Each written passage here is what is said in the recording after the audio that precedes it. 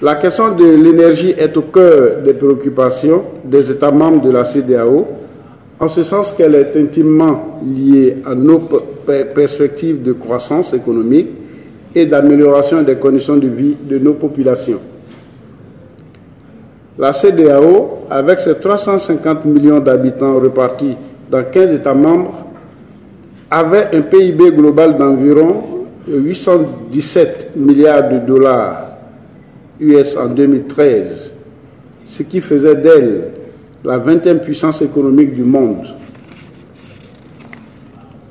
Cependant, force est de constater que malgré l'important potentiel énergétique dont dispose notre espace communautaire,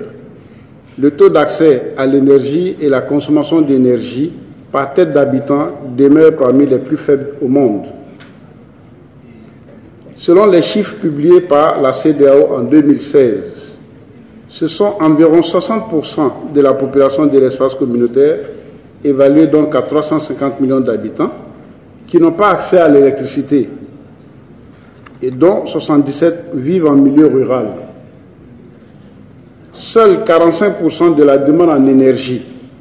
sont satisfaits avec une consommation énergétique par tête d'habitant, encore une fois parmi les plus faibles du monde. L'une des solutions aux défis énergétiques de la sous-région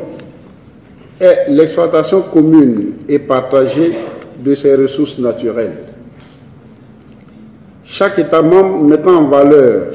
prioritairement, avec éventuellement l'appui des autres États membres, les ressources énergétiques pour lesquelles il a un avantage compétitif en vue de faire bénéficier à tous les autres États membres l'électricité à travers un vaste marché prospère et bien régulé de l'énergie. C'est donc pour intégrer les réseaux électriques nationaux dans un marché régional unifié et régulé de l'électricité en vue d'assurer à moyen et long terme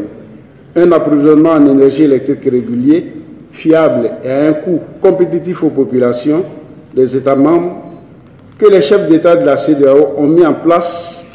les institutions spécialisées que sont le système d'échange d'énergie électrique ouest africain en 1999 et l'autorité de régulation du secteur de l'électricité de la CEDEAO,